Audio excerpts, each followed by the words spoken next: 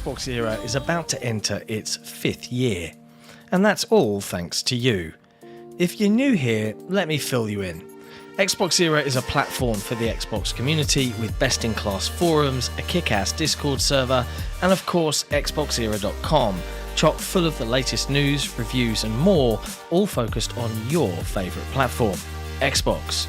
It's every Xbox fan's gateway to the best of XboxEra. Our incredible podcast listened to in over 50 countries across the planet, our own digital store for games and codes, our merch store for the coolest of Xbox threads, and of course Dayone, where you can track, rate and discuss your favourite games on Xbox Game Pass.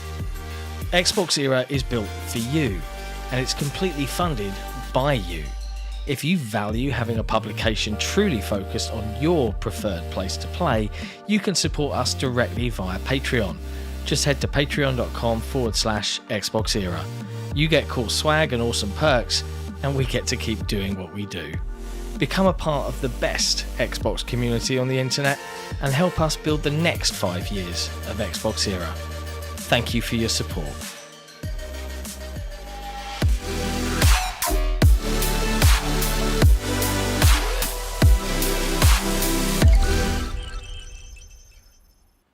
Hello friends, and welcome back to another episode of XboxEra Headlines. The date is June the 11th, 2024. I have returned from my adventures in Los Angeles. Jesse and I are here to take you through all of the latest in gaming news from across the industry. As a bonus for our wonderful patrons, we make audio versions of these episodes available to you via Patreon for use in your preferred podcast app. But if you're on Spotify, you can link your account to Patreon and listen to it right there. Hey man. It's been a hot minute since I last sat down and chatted with you. John, how you been? It's nice to be back. I've not been great. I have to admit, it has been a weird trip.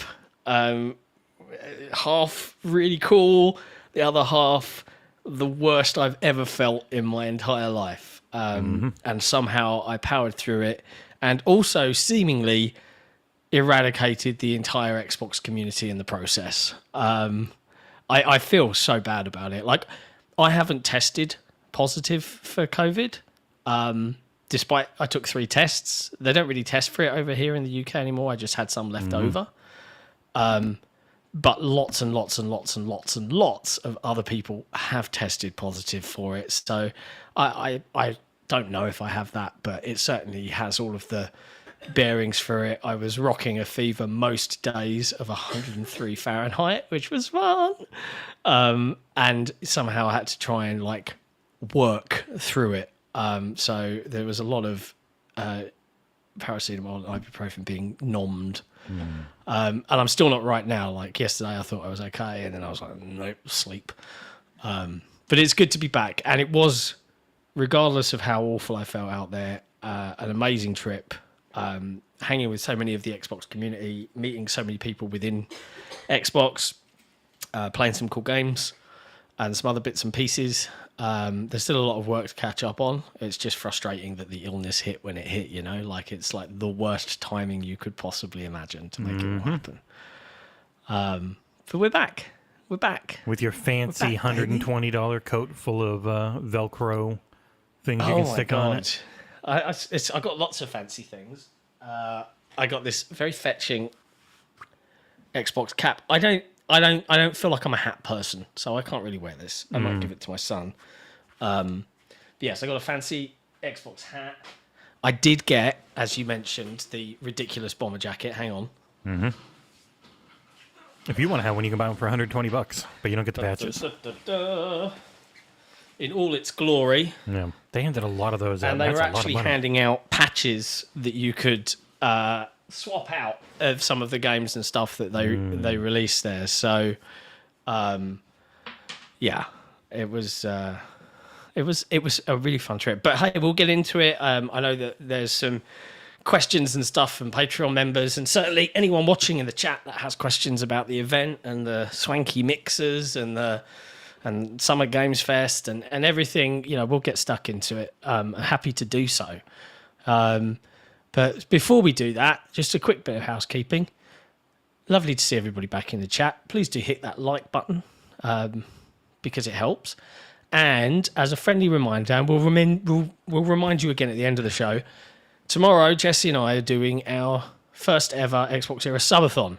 So we're going to be going live, I think, at some point reasonably this sort of time-ish, maybe on the Friday. And we're just going to go right on through for as long as we can into Saturday.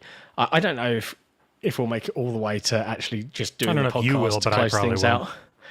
Knowing you, but yes, we're going to be looking to try and get as many subs and new Patreon members and followers on YouTube and the everything PayPal we can possibly get. donation link, which should be in the description below. I can't remember if I freaking put it there or not. If not, I'll add it.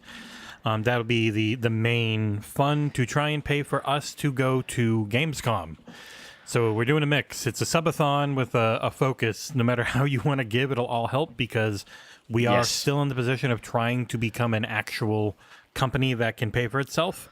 And we're not there yet at all. We're close. We're like 2/3 of the way to what we need every month, roughly. Yep. Yeah. So it's not quite there. And the scary part of it is, if we don't get there probably within the next 2-3 months, it's just simple reality. Like at the end of the day, Jesse's got to care for and look after his family. I've got 2 kids and a mortgage to pay for. I might have to go out and look for another job. Now, the plus side there is that, there will be enough to then at least cover for Jesse, but then, he's out on an island on his own again. no more And things headlines. like this, things like headlines, like if I have to go out and get a job, well, then, we might have to stop doing this sort of stuff. So it's a nervous time, but we're just going to keep on gunning because we know the community we have fostered and that we've built over the last 5 years is incredible. And I think more than ever, especially after the showcase that we got to witness this last weekend just gone, more than ever, I think this is a platform that is fun to cover. There's going to be so much ahead of us that is going to be worth being around for.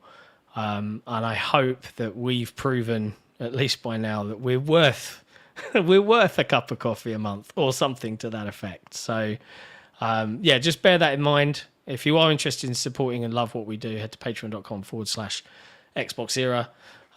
But we'll be celebrating more tomorrow and playing some games, doing some giveaways, and maybe even try and get some multiplayer sessions in and get some folks in the lobbies with us because it's fun. Yeah, I do think that animation behind you, as cool as it looks, is breaking the focus on your camera. Is it making it upset? Should we swap it out? Mm-hmm. Look at the instance. We just go with the headlines. Go with headlines. That's what we're here for. Mm-hmm. And boop. There we go. Oh, do you want better? Do you want copies of Crime Boss Rockay City when it comes to Steam?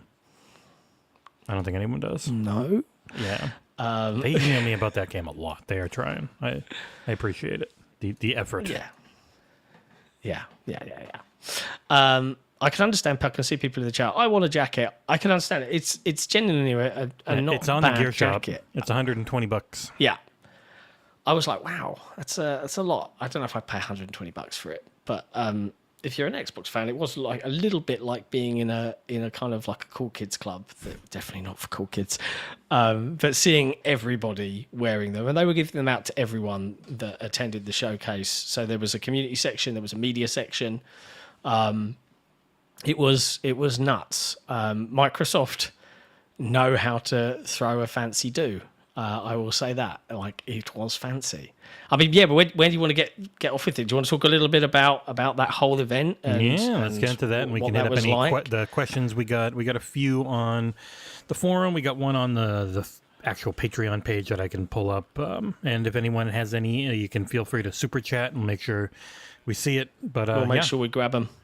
Go for it. Tell us about you went to LA to be a part of both Summer Game Fest Days of Play and the Xbox Game Showcase. John, what was that like? It was an interesting event. So, as everyone's probably seen from Jez spouting spurious untruths on Twitter, that I was patient zero, I did get very, very ill on the flight out. So suddenly I was like, why am I feeling so rough? I've got temperature. Anyway, I ploughed through it, and we got to do a bunch of different things. So I got invited to some international press mixer, which I have to admit I went to. It was on a rooftop in Beverly Hills somewhere, some fancy rooftop bar. It wasn't for me, all right? There was lots of people I just did not know. I got up with a few people, met some nice folks at Microsoft, but after about 40 minutes, I was like, this is for people that like really like drinking, and I'm not a big drinker. So I wasn't feeling great, so I bailed, went back to the hotel. The next day was SGF. It all opened up. Very strange. Like, I'd not been previously, but I suppose I have to speak a little bit about what LA is like. The disparity in wealth was alarming to see. Like, we have our fair share of homeless in big cities here in the UK. London's no stranger to it. But the fact that I could go from downtown LA, where I watched a man smoke something off of a crumpled Coke can near to the front of my hotel, and he was barefoot, his feet were black with dirt, and he was just retching and coughing whilst trying to smoke, I presume, a little bit of hash or something off of a Coke can with no papers, and just like doing all sorts of horrific noises. He was there for 6 hours. It's like he had nowhere to go. And then I can go to one of these fancy rooftop bars, and within that drive from downtown LA to like Inglewood or wherever it was, the world suddenly changed into these beautiful green, nice buildings, and suddenly it was in the posh part, and all of the homeless tents and stuff just disappeared. It was very, very alarming and a little bit sad. And SGF was in a very similar place. Like, it was about 10 minutes drive, an Uber from my hotel, and suddenly it was like, I don't know a better way to say this, and I apologize if I offend America, but I don't think this is no. Most people talk about LA in very negative tones. It was like a slum. It was like just in this middle of this place. Like, we literally drove past. There was like a block of just homeless tents and shanty towns and just filth and rubbish and dirt. And I remember walking through to get my press registration, and I heard 3 LA cops going, "Oh man, you used to see the size of these rats." And I'm like, what the fuck is this? What is this?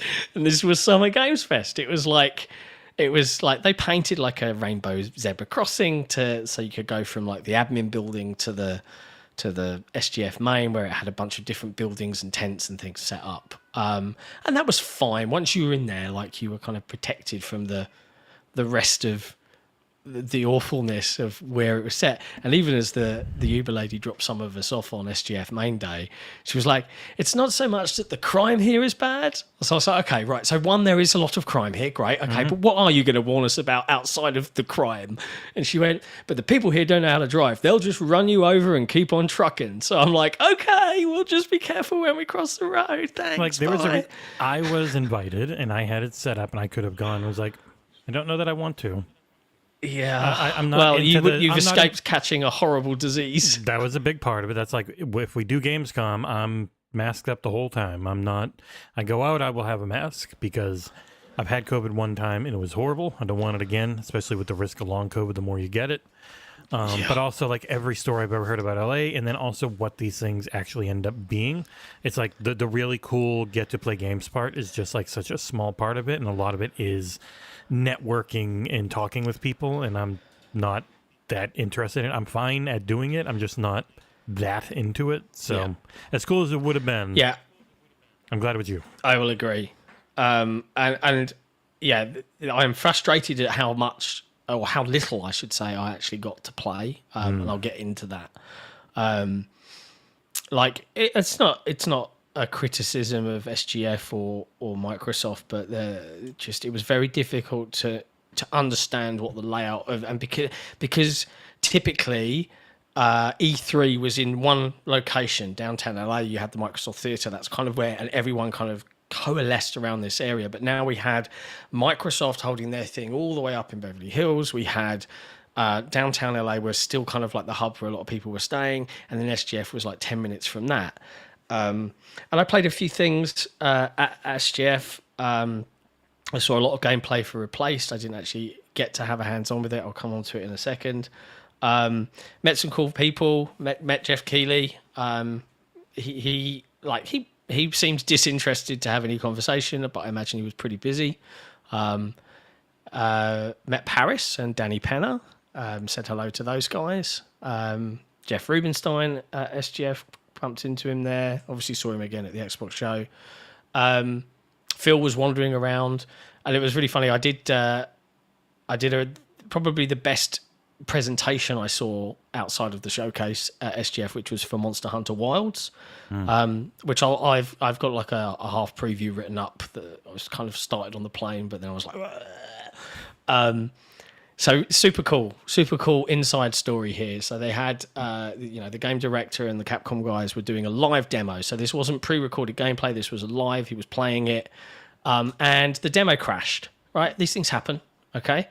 Now, what was cool about this one was that myself and Luke Law from XEP, we were kind of like waiting around to go in, saw the wonderful Mike Minotti, who was coming in on this same session, and then, royalty turns up. So we had Phil Spencer, Jeff Rubenstein, Jeff Keighley, all turn up for the 2 p.m. showing, same as me and Luke, and we were all sitting in there, and it broke on them. And because it broke twice, they were like, we're going to let you guys see like some cool, never seen before weapons from Monster Hunter Wilds from previous games. So the hammer, and what's the sword? Charge X, charge swords. I don't know. I forget. I forget the names. I've used them all, but I cannot remember. So they actually gave us a little bit of like sneak stuff and like some other bits and pieces that I don't think a lot of the other press got to see. They were like, yeah, you guys get lucky. So it was kind of cool that it broke in a way, but it was also a really slickly done presentation in the theatre. And I have to say, even as someone who is not a massive Monster Hunter fan, like it is ticking a lot of incredible boxes for me and things that make me want to go, if I could get like you and your group of friends, or you have me and Ursel, like, because Monster Hunter Worlds was like the first big one that was like this, that wasn't built for a Nintendo handheld first and foremost. It was built for PCs. It was built for actual like under your TV consoles, and this seems like a huge evolution on that. So even though you should skip every cutscene because they are so bad and the voice acting is terrible, the actual gameplay and the moment-to-moment stuff is like top tier. It's super fun. Some of the stuff I saw, and like I presume we were allowed a little bit, like the mount, the animations for the mount, the way the mount traverses I'm playing the a bunch of video from it that people have put up now. Like this whole like the way the fights work when the storm front rolls in and then when the next season rolls in, it was insanely cool. But there was some really cool parkour stuff that your mount can do that I don't think is in any of this footage. So I was like, whoa, did he just do that? And I was like, well, that is very, very slick. So it's not out till next year, but it looks extremely good. Like, extremely good. It's definitely gone from something I would probably completely overlook to, okay, 4-player co-op taking on big bad monster thingy. Okay, maybe I'm in. So I am intrigued. I definitely am intrigued. Following that, played a lot of Path of the Goddess, Kumitsugami. While I was doing that, I would have my headset on and I was playing away. Interesting game. I don't know if it's going to be for everyone. Part tower defense, part hack and slash, part strategy. Very linear, but gorgeous to look at. And like you and I were talking about the art style of Kutsumi-gami and like how it kind of looks zoomed in, but not. Chatting to one of the dev team, and they used the same process that they use for Harold Halibut. So they actually real scans, real materials and stuff to get some of that real hyper realistic visual quality, which explains some of the look. It's like the proportions on stuff. It looks kind of like figures that you would make. Dioramic. That makes sense. Yeah, so I was like, that might be why. And he was like, yeah. So that was fun. But I'm sitting there and then I hear, John! And I turn around and who's there? It's Jason Ronald, big beard and everything. And I gave him a big hug and I was, hello, mate. I met Sarah Bond. They just turned up to do the tour. But the fact that Jason Ronald just shouted out to me and was like, gave me a big hug, I was like, oh my God, I feel like this little starstruck moment, which was really nifty and cool. Did that, played some other stuff, played Tales of the Shire, which is a game coming. I think the plan is later this year, which I'll talk a little bit more when the embargo allows me to. But I think fans of stuff like Stardew Valley would probably be right at home with this take on the Lord of the Rings. Very different to, if you're expecting like super serious, Dark Lord Sauron is coming. No, it's nothing like that. All the action games we've gotten pretty much. Yeah, this is very Hobbits. But yeah, so following that, went back. We spent an evening at the JW Marriott, which is a hotel nearby. And then we went to the Mixer, which is more for like everything. It's Microsoft's big event. It used to be called Beam. Yeah. Hey. I think it was more, I probably gave Jason Ronald and half the Microsoft leadership team COVID, Trav, I'm sorry to say, if that's the case. But yeah, we went to the Dolby Theatre as media invited, walks the green carpet. They really went all out. So they hired the Academy Motion Picture Museum out on the 5th floor, the Dolby Terrace, and it was all done up in green. We had the big green, what's it called? Like Xbox logo in the middle. Mm-hmm. They had canapes and hors d'oeuvres and free bar. And it was a who's who of developers and Xbox folks and media. And there are so many people that I bumped into that I probably won't list them all, but spent a good chunk. We got there fairly early. Like I would say we got there within half hour of the doors opening. And we spent a good time chatting with Mr. Phil Spencer himself about anything and everything. And it was just nifty. Like, I'm not one for, and it's not to disparage any of my colleagues or friends in the community that, go for selfies and stuff like that. I didn't do too much of that. I think I happened to be in a couple that other people took. Mm-hmm. But, because as much as I'm like, oh, you're you and you're famous, I'm not going to be like, hey, let me take it's just not me. More to the point, I'm not very photogenic anyway. But it was very, very cool that so many folks within Xbox would come up to me, be like, hey, we love what XboxEra does, from across, executive folks to people working at Idea Xbox, working on third-party partnerships. That, oh, I love that bit you did, or I love the coverage you gave us here. It's really nice to kind of get that affirmation that we're doing an okay job out here, folks. Mm-hmm. And we met loads of media as well. I got to give Grub a hug. I mean, beat that, Nick. Yeah? Got to smell his mane. You gave him a hug. I did Game Mess yesterday, and Nick gets ignored. I love it. Yeah. Well, it's tier 3 gaming leaks and rumors. Tier 1 Midori turned out to just be a white guy pretending to be a Japanese girl. I don't know if you saw. He finally admitted it. Yeah. Also, all his Sega info, his Sega and Atlas info, was just stuff that was like easy to find because of one exploit, and everything else was either made up a guess or something he traded info for. So yes, tier 1 leaker Midori, a fraud.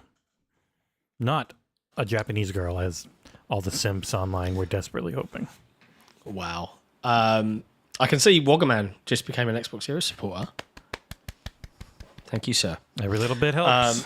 Especially, otherwise, we are going to have to put John into the SEO mines, and every morning he's going to be writing 10 to 20 articles to try and up the ad rep. See, it would be nice if you like our stream shows like this, if you like our reviews, if you like everything we do that isn't when you Google something stupid online and happen to see we've written an article and want more of that, joining this YouTube channel, joining the Patreon, both great ways to get more of that. Yeah, because especially Patreon doesn't really take much of anything percentage-wise, so they're number one. But either way, you get access to all Sik and Nick's flicks, which mostly really bad opinions from Nick about movies and occasionally really bad ones from John. Oh, come on. I've got my bat ratio is far better than Nick's. Oh, it is. Come on, but that's like saying I'm not as bad as cancer. Like it's not that impressive a line. Also, hello to Microsoft employee Zdox. How you doing? Hello. Hey, Zdox. Always nice to see Zdox. But yeah, so I can see in the chat, did anyone from Xbox mention a leak? There was some conversations, I'll put it this way. Like, I don't want to relive everything again. Do I stand by what I wrote? Yes. Right. That's that.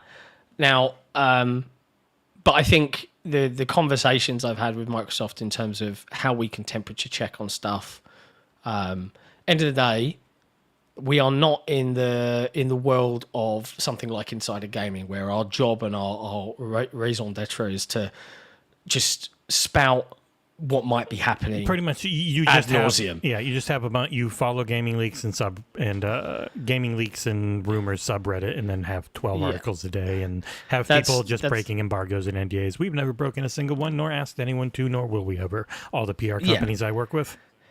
Yeah, exactly, right? So we have a very different approach, and it's always, there's lots of conversation about it, right? Because it's kind of a symbiotic relationship between publications and PR companies, and it's not that, if we play something and we think it sucks, we'll say it sucks. It's as simple as that. But we also respect the work that those guys do and those teams do, and often just saying a piece of news as it is, like if I've got something that we can report on, that we can verify, you can be damn sure we would report on it. But stuff like the rumor mill, it's just not going to be a thing anymore, because what does it benefit anybody? It causes nothing but, because Microsoft will never comment if it's true or not. They will never comment, because otherwise, as soon as they do, they have to comment on everything.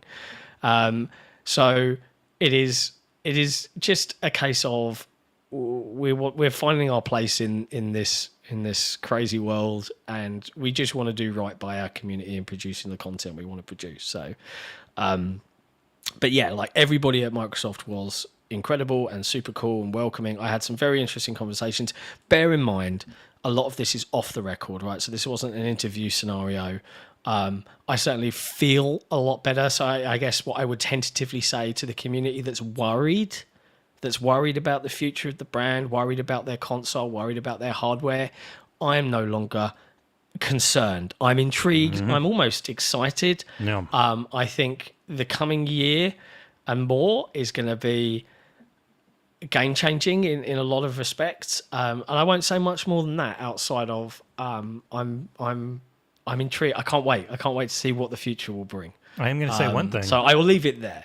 I will say thank you to Dexter Hendricks, who just became an XboxEra Patreon supporter. Thanks so much. Thank you, Dexter Hendricks.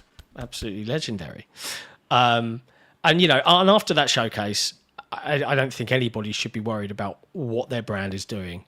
And it was nice to see it was a universally loved showcase. Like all those, the 10.3% of people giving it a D.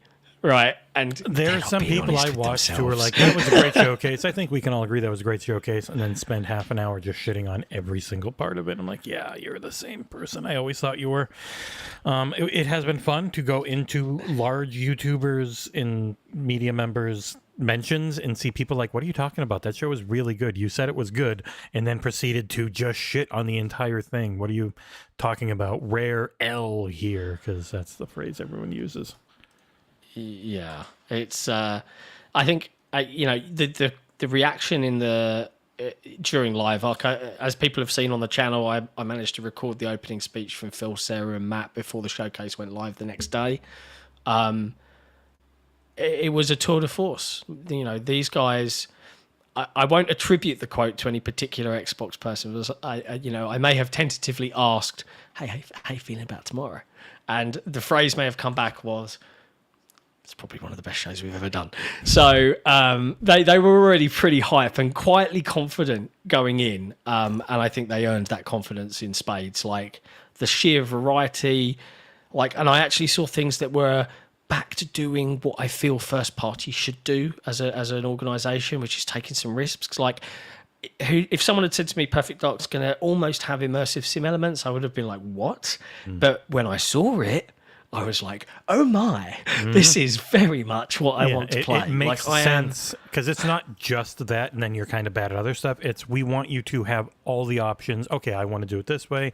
I just want to shoot the shit out of stuff. I want to parkour and stealth. Like it's all there, which I think I always struggled a bit with in Dishonored because you were so heavily penalized for killing. It made sense narratively, but as a fun video game, it was like, God damn it, I have all these cool moves, but I'm going to get the bad ending. So. Yeah. That would suck, right? I mean, seeing that transition in Perfect Dark from hand-to-hand combat into gunplay, like I can't wait to find out how that works. Is that contextual? Like all of these kinds of things are. Nick is in his feels. He's like, at least I had that right. Perfect Dark was going for that John Wick-esqueness, and was like, yeah, it was. You got that part right. Yeah, that's the one thing. We'll give you that one thing, Nick, because he was wrong. It's going to be a fun show on Saturday. He said it needs to be quick. I was like, well, we're going to have a lot to talk about. So if you got to go, you can just dip. But while you're there, we're definitely going to make fun of you for being so wrong. Yeah, it's fun. Now, I'm conscious because we have got news we want to go through as well as just regaling the tale. You don't have to do all of it, just anything that really, really tickles your fancy. And we got our questions, by the way. That's what I was gonna hit up. So we did ask our patrons if they had any specific questions for me, just to cover them off in today's show. So, do you want to dive into them? Do you want me to read them out? It's up to you. I shall read them to you because I never get to read anything on the podcast. Why not, sir? Why not? You please. All right. So first we had Mr. Laserwolf, and I got to make sure I don't put it in front of our cameras or we'll disappear. Laserwolf says, John, what is the best game you played at Summer Game Fest that you can talk about?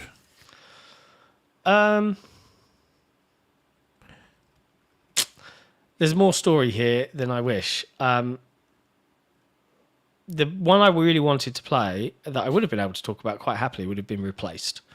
Now, I was so absolutely feverish and horrible that I was sitting after the showcase and I'm like, I've just got to get to 1:30 because my email says I've got Replaced at 1:30 with Microsoft and I can do that. And then, maybe I can just go back to the hotel.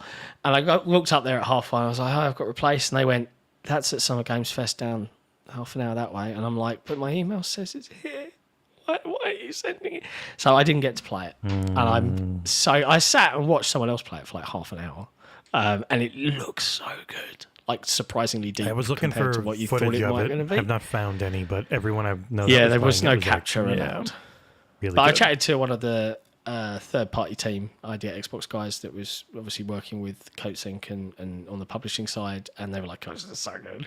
It is, and that's the one thing like I regret. I didn't get to actually play as much as I would have liked. Really put bluntly, and even worse, I was so ill is that I missed a behind closed doors session on something rather large that I would have loved to have been a part of as well. So, like I say, parts like I really loved the trip, but it was enormously expensive to go from a business perspective, right? It wasn't cheap to fund me to go out to LA, and we survived on nothing. We didn't pay for meals like going out. We survived on what we could get at events just to keep the cash very tight. Yeah, LA's not cheap. So, there's not a huge amount I can talk about like in that regard. But I will say, tentatively, I actually surprisingly had a nice time playing Tales of the Shire. Like, that was very chilled. That's the best answer I can give at the moment. But I didn't get to play as much as you would have thought I got to play, which is really a bummer. But Gamescom should be better for things like that. So roll on August. What's next? From Token Black Hero, we have John. Can you tell us about the overall experience of going to the major showcase for Xbox? Feels, important people you met, how your schedule was, etc. So you can expand upon it a little since we hit a lot of that already. Yeah, I mean, I think the one thing I would cover more than anything else is that more than anything else, I came away, feeling like we were making a difference for the community. Like, not just talking to folks within Microsoft who, were coming up and being like, really, really love what you guys do. And they knew who I was, which was scary to me. Like, they actually do have PR debriefs. You know, when big stuff goes down, like what did XboxEra say? What did Windows Central say? What did Jez Corden say? And they want to know, right? So you'd be surprised. They watch and they listen, and you know, it's not to underestimate. We are a valuable part of the community, and I am proud of what we've managed to build in 5 years to become that.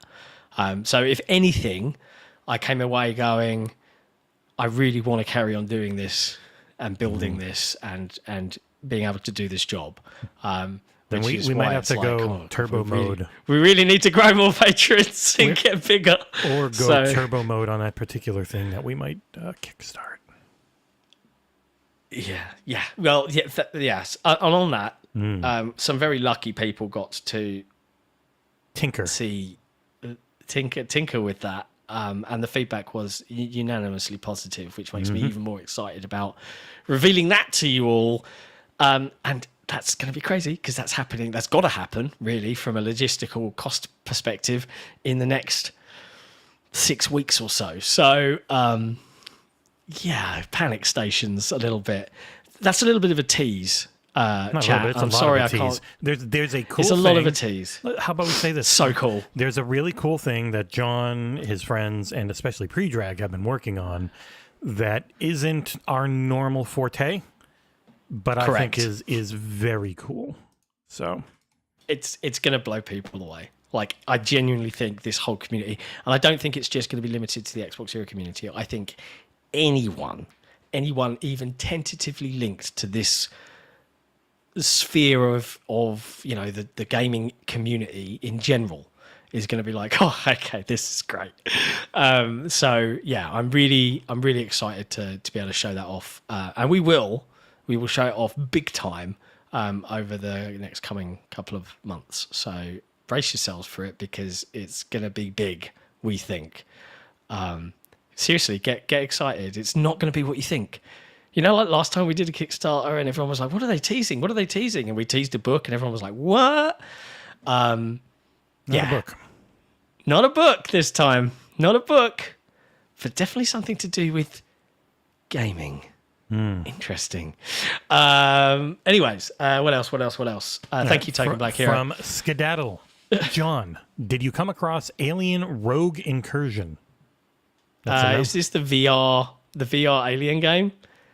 I think so. I'm going to say no, I did not. I did not come across it, nor would I wish it upon my worst enemy. And nor would I ever want to do VR at a trade event or a media event, because that means you're just wearing a VR headset 1,500 other people have, and that no matter how much you clean it. Yeah. So no. Yeah. From good old Collingwood, hello, John. Were there any uncomfortable moments with either industry figures or fans or influencers due to your horrific, I put in horrific, Starfield article? Did you meet Alana Pierce? I did see Trooper the dog. I can see that there's a PS. Did I meet Trooper the dog? I did see Trooper the dog. I didn't pet him, but I did see him walking the Summer Games. He was getting COVID and killed him. Campus, yeah. I didn't have... As a person, I am normally one of those people that can get on with everybody. There's very few people I dislike, and I didn't have, to my knowledge, any uncomfortable moments when I met anybody. I met the lovely Alyssa Mercante from Kotaku, who then proceeded to regale me and Kat about how she was going to wear a dress that was slightly more revealing than the already revealing dress she was wearing, but that she couldn't possibly risk showing Phil Spencer her butt. That just cracked me up.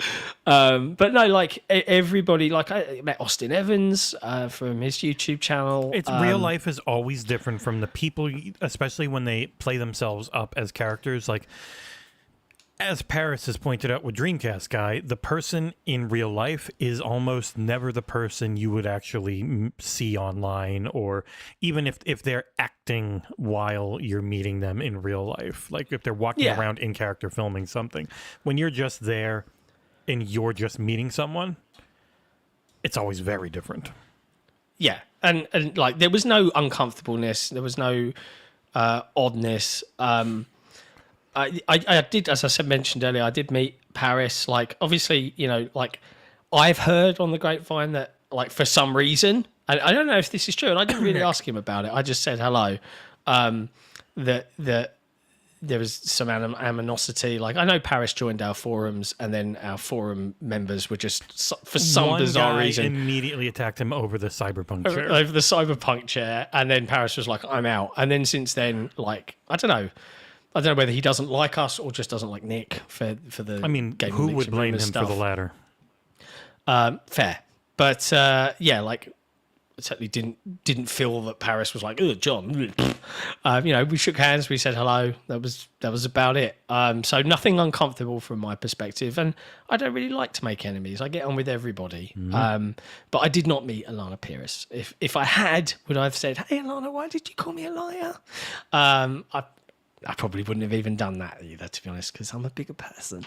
What else is there? So from Mortania, we've got, hello there.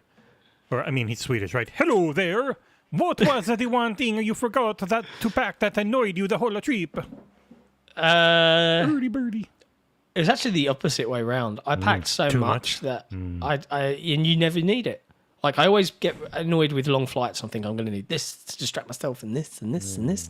And then you just end up somehow making it through anyway without touching any of that stuff. So I had too much stuff. The coolest thing I got that I didn't use was this cool little plugin, goes into the bottom of my phone, and then I've got 2 lapel mics that no matter where I am, they're recording decent audio. So I can record and interview folks and give them a lapel mic to wear, and it will just grab the feed, which I thought was really nifty, but I didn't get the opportunity to use it. But perhaps at Gamescom we will. I know. Dexter Hendricks canceled their membership, but then signed up again. I think he signed up with the wrong card. Oh, okay. Fair enough. Welcome back, Dexter Hendricks, to the XboxEra Patreon. And then I think we've got last question from SJ Dub. We do. Hey, John. Glad to see you not only survived the bug that you brought to everyone, but also that you survived a few days in LA. I know you didn't come to do any real sightseeing, but what was one good and one weird or bad thing that stood out while here in the U.S.? Well, we definitely had the bad thing with the rampant... Yeah, the wealth disparity. Rampant and poverty. Our treatment of the homeless as criminals to be put to work in general is what people want to do, and it's very weird.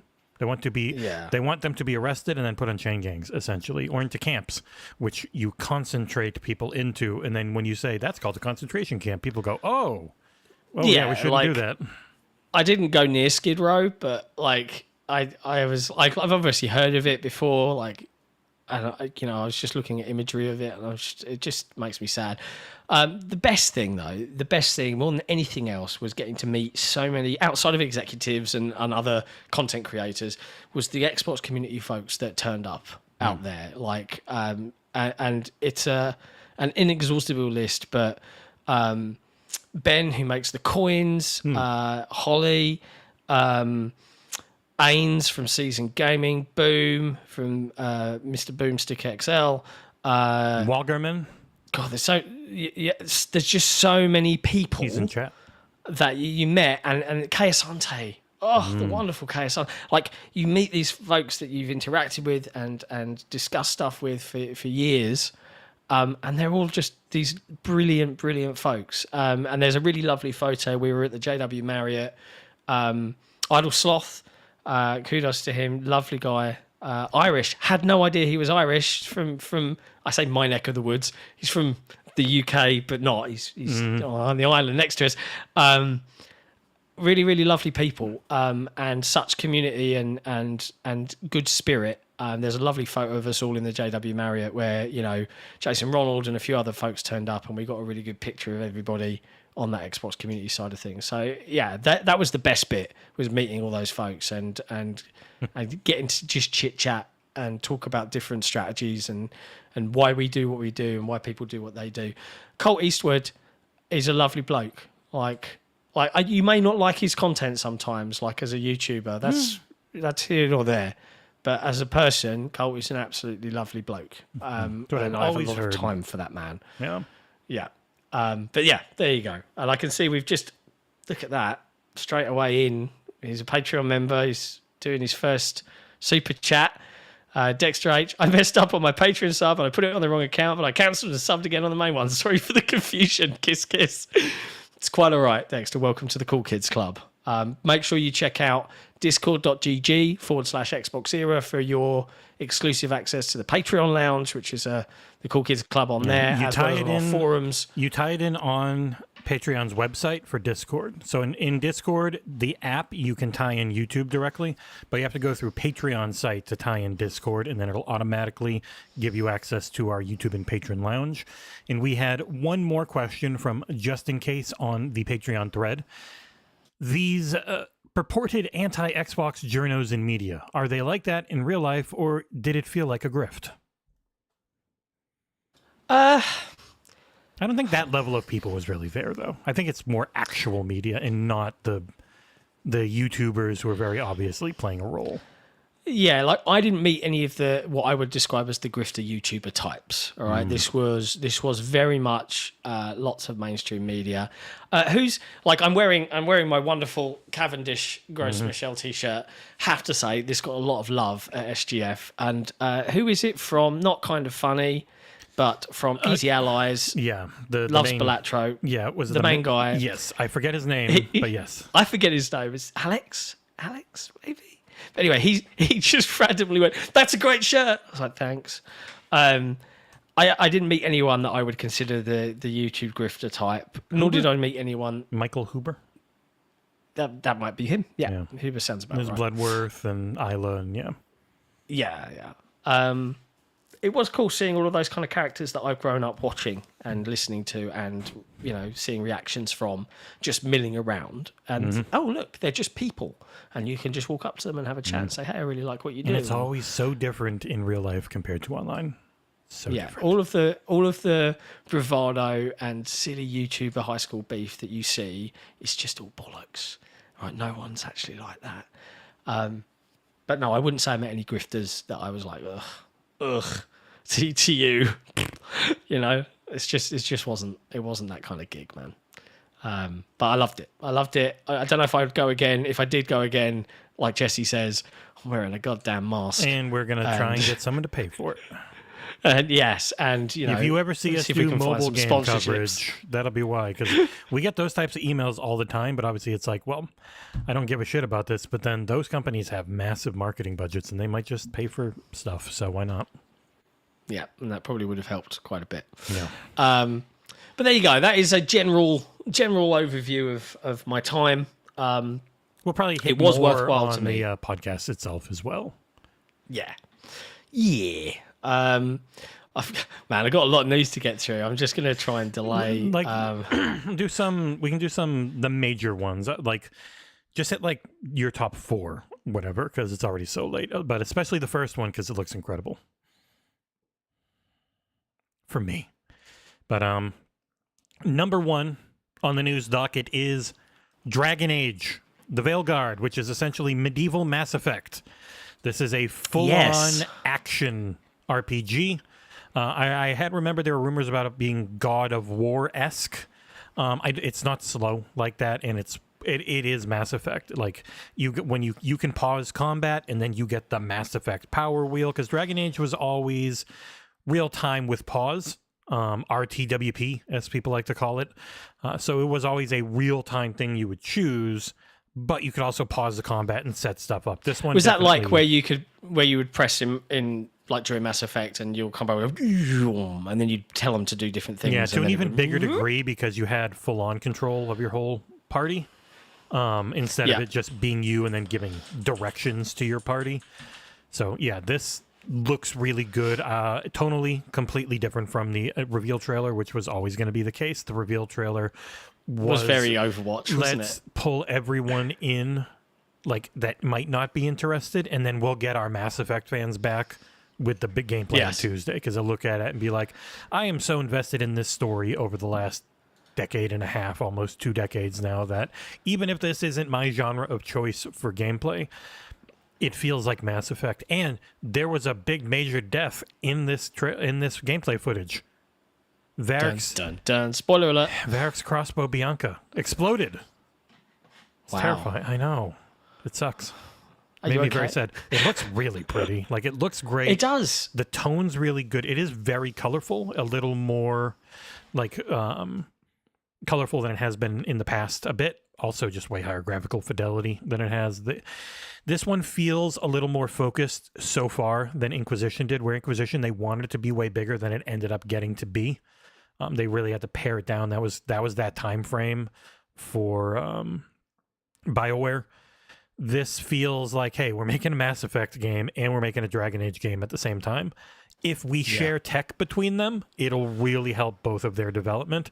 And so it definitely, like, if you're wondering what the next Mass Effect might look like fidelity-wise and the actual UI and the elements, like, this pulled a lot from Mass Effect, and I imagine that one won't be as far off as this one was, because this is going to be about 10 years since the last one. That's crazy. Yeah.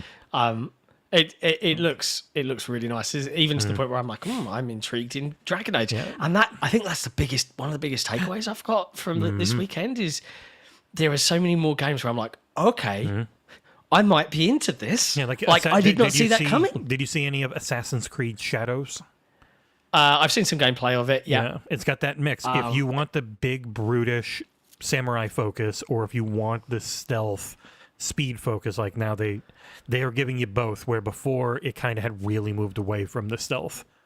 So it has been one of those things, 2024 doesn't have much, and then I came out of this weekend like 2024 has got a lot, because we'll get into it more on the podcast as we go through each thing. But obviously Indiana Jones, looking like Indiana Jones, like looking like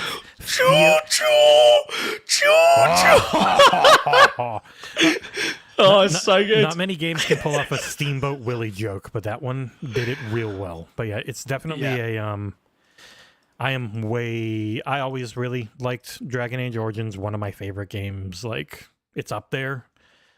I even like Dragon Age 2 because I liked Hawk and the story, even though I do know it was like super fast and nowhere near as good as the first one. I really liked Inquisition. So yeah, I'm hoping to be all over this one, except for everything seems to be coming out at the same goddamn time. So it's going to be really tough. If you like our reviews and you want to see us be able to do more, any way you can support, even if it's just going on the website and clicking things and letting ads play. You don't have to spend a penny, but it all helps. Crazy. Make XboxEra.com your homepage. I know that sounds crazy on your mobile device, so that anytime you open a browser, boop, you give us a little hit. It does. You know, if hundreds of thousands of people did that, great. What else? Visions of Mana. It's got a nice release date trailer, and it's Play Anywhere. Yeah, so I got that article out right away in that. See, it's funny when people say like, oh, how do things work? And it's like, even just a little thing where I got this Visions of Mana is Play Anywhere out, it hit like, I don't know, 10, 11,000 views out of nowhere, which is hundreds of dollars potentially. So it's like, it's always crazy. Why does everyone just constantly report on this stuff? And it's like, well, one of the few ways you can reliably make money is if you get advertising revenue. But really good for fans, because these are the types of games that quite often people like to play on the go. So if you've got a Legion Go or a Roger Ally, a Rog Hog, you are good, because you can just jump between your console and Xbox. It all just works, which we are extremely spoiled by. We went over. I love Play Anywhere. We were going over the save situation on PlayStation 4 and 5, and how every SKU does not share its save files, especially on the PS4 store. Like, I think a lot of people in the industry who mainly just use PS4 or PC, even there, like, they're not used to how easily everything works between the console and the PC if a game is Play Anywhere or smart delivery and all these things. It's such a game changer. And it does make me transition between the two more. But, you know, it's cool. Legends of Mana, though, Visions of Mana, I should say, is coming out on August 29th. So that is right at the tail end of Gamescom there. That'll be Chengus anyways, but so I don't know who's going to do the video. We'll be at your house or something, friggin' jumping between your computers so we can use it. We'll find a way. We will find a way. Somehow, we will find a way. Or maybe everything falls apart, we don't get to go anyways. And then bam, sold. Yeah, it could all just completely collapse. But yeah, definitely for fans. I mean, it looks great for fans of this genre. It's not my jam, but I can't deny it looks like a great game visually and gameplay wise in this genre. It's just not for me. But that's okay. Not every game has to be, because there's so much coming out. There's too much coming out. If every game was for you, everybody has something.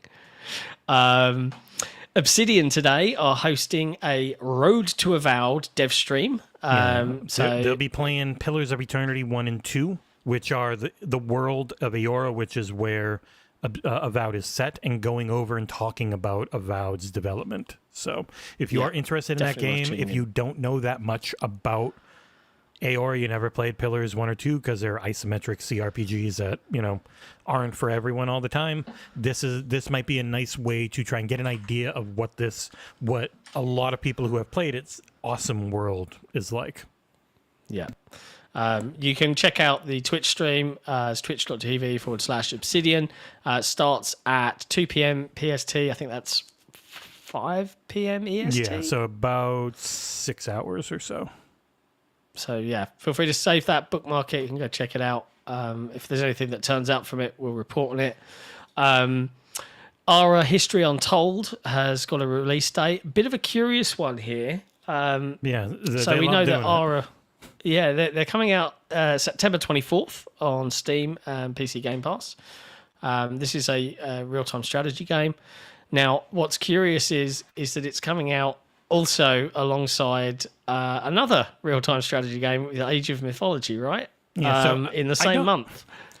I know they're both in the same genre, but I don't think they're the exact same type of genre. No. Where, Ara History Untold is like the civilization. You're building shit up through an incredibly long playthrough.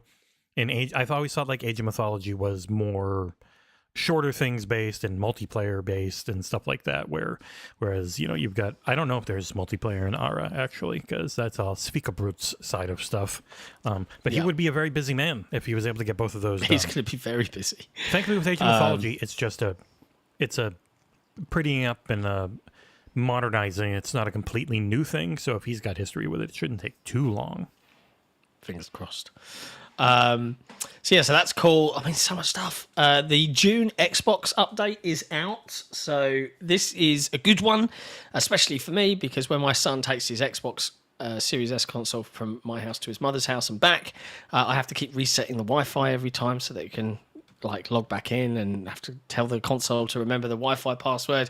Well, now it can remember accounts across more houses, which is great. So I really, really like that feature. Nisa Howe, welcome to XboxEra. Thank you for joining and supporting us. We really do appreciate it. Tiny team, big ambitions. So amazing. The console update as well allows you to personalize your backgrounds even more, which is also good. You can check out the full blog post over on XboxEra.com. Link is there. I put up a text version of this show every day with all the links. So always check it out. Do you want a fun anecdote about Phil Spencer? Fun anecdote, right? We get to the mixer and we're chatting to Phil, and I think someone said something like, "This is fancy," and he was like, "Oh, I was just playing Diablo 4 and I got to a certain point and then I died, so I rage quit and I needed a glass of wine," and that's where he was just like. He really does play games in a big way. It's such a refreshing change from all the other execs. And you could see people as he was wandering around SGF, just trying different stuff. You could see the people the kind of crazy respects they had for him as a big exec, but he still genuinely loves the medium of games that we're playing. He worked on Encarta. There you go, boom. And who can deny? I think this will be probably the one of the other bits of news that's not in this list, but I feel like we should cover it.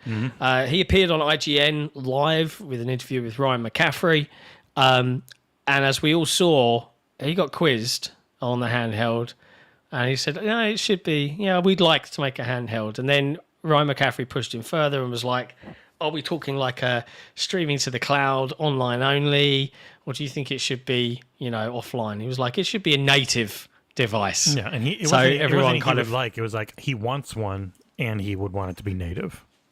So read into that as you will. That interview had some good stuff. People always focus on the more games on more platforms, which we always knew was going to be a thing. Like we've known it for a while. Doom is coming to PS5 because it just makes sense. And where it makes sense, especially with live service stuff, I would just expect it. Like Halo Infinite would be doing better if its multiplayer was on more stuff right now. I will put it this way. In terms of what I think, and this is what I think. This isn't a quote or anything like that. But if I look at, just take yourself out of the old way of doing things, the console traditional exclusive sell the hardware marketplace, right? Take yourself out of that for a minute and just think from a creator point of view. If I'm running all of these dev teams and we want to make the biggest games in the world that have the biggest communities in the world, what is served, who is served by limiting where they can be played? Yeah, for a lot of people, it's what they're used to, especially when hardware used to be so different that it was very difficult to get it working on everything the same way. But also because it has always been tied to the health of the platform being tied to the health of just the hardware. Whereas now the hardware is a major ingress point, but by far no means the only one for them. Correct. So as long as they can have a decently healthy hardware or hardware that sells itself because it itself and what it can offer is so enticing and not just exclusive software, but access to all software would be way bigger than having a couple of exclusives, because there's always been that ceiling on how many console players there are, but there's not really much of a ceiling on how many PC players there are. So if you can get both, and you can get mobile with your Kings and your other stuff and your Call of Duty mobile, which is way bigger than Call of Duty not mobile, that sells itself. And he talked about since Game Pass has started, their software sales have raised every year, and they're always going up. Like Game Pass has not hurt game sales, and you can tell that because of the 2 and 3 and 4 and 10 times repeat third-party publishers and developers who go into Game Pass with their next games, like Beethoven and Dinosaur. They did the Artful Escape, and then we got to see Mixtape, which looks and sounds incredible, right into Game Pass again. Like, and I would just say to you, people going, but they didn't announce the Lego Horizon game for Xbox. Wait a while. Yeah. That's all I'll say. I'll just say wait a while, all right? Just like you didn't see the PS5 logo on the Doom trailer at the Xbox showcase, but we know it's coming, right? You know what's funny? Afterwards, we're going to release. On the Xbox channel, you get the PS5 logo for Doom on Xbox's channel. But on PlayStation's channel, you don't get PC or Switch for Lego Horizon. You just get PS. You only get PS5, which is funny because it's not on PS4, but it is on Switch. Yeah. And I just, like, it is jarring for folks that really want to believe in this us versus them world. Separate yourself out from it. Just focus on you, your games, your fun. Ignore the bullshit, and you'll have a better time of it. And I think that as this year and into next year, as we head into 2026, we're going to discover how great this new era of gaming can be. And I think those moments of wonderful community discovery, like when you say a Helldivers 2 launch and everybody's just in it, right? Or when a new Halo game launches, instead of it just being just this one little subset, it's going to be bigger than it can be before. And I think that helps grow the industry, and that's what Microsoft want. And I can't blame them for that. I don't think that's a bad thing. I like having more games and more availability to play those games where I want to play them than have to worry about having X or Y. So just wait a while. It's fine. It's all going to be okay. It's all going to be okay. What else? Just want to wrap things up here. One. Yeah, just grab like one or two more. Yeah, Palworld has got its update preview. It's now hit the Xbox Insider program. So they showed off a little bit, a new island and some other bits and pieces. The big thing is you finally get dedicated servers on Xbox in the Microsoft Store. That is the big thing. So you can you set up a server for you and your buds, and you guys can play it even when you're not all online, instead of having to have the host there every time. It's a big quality of life update. Yeah. It's cool to see that again. It's a tiny little game exploded. That's what I love about gaming, man. It's just you never know. And equally, a couple of other bits. A bit of a downer piece of news. Sumo Group, one of the largest UK development teams, is laying off approximately 15% of its employees. This is via VGC.com, written by Tom Ivan. So Sheffield, UK-based company, employs over 1,600 people across 19 studios in the UK. That's a lot of people they're firing. So the cuts would impact approximately 250 team members. They're owned by Tencent, right? So it's either majority or wholly acquired. Okay, wholly in January, I think. Wholly acquired. But yes, it's weird. It has been that thing, and I know Microsoft is a punching bag because they suck as a corporation. So people always go at Xbox when they do something, but it's like there's no major corporation left that hasn't had firings that I can think of in gaming. Like it's tougher in certain countries to do it, but even like Nintendo found a way by firing a bunch of people in Nintendo of America while making other full-time who had been contracted. Like pretty much every major publisher has fired between 8 and 20%. Like it sucks. It sucks, but I think we'll get through the other side of it. We will get through the other side of it, and we will see better times ahead. But yeah, I mean that's pretty much all of the news. I don't think there's much more else to go over. That's enough. And I can see executive producer Assassin Entertainment, if exclusives go, hardware and Game Pass suffer even more, third parties skip the platform, cycle repeats. I can just I get it, but just it's not without merit, your thoughts, but I think Microsoft have a plan for all of that, so don't the support sweat it has too been much. better pretty much than ever because they're working so hard to ensure it through various programs and a lot of other stuff. So as long as they can keep a decent hardware base, like people consider the Steam Deck an unbelievable success, and it's at like 5 million last we heard, which is great for a new handheld coming in like type of thing. There's never been one that did that much. So if they can keep, I don't know, they would know how many do we need for it to be worth it for companies to do this. Also with their GDK, the more that use it, the more that get a free PC version of their game. Like all that stuff ends up mattering. It's on them. We don't know. Yeah. So just have to wait and see. Exactly. And yes, Capcom is the only one. Capcom, instead of firing, gave people more money because they're really smart. Yeah.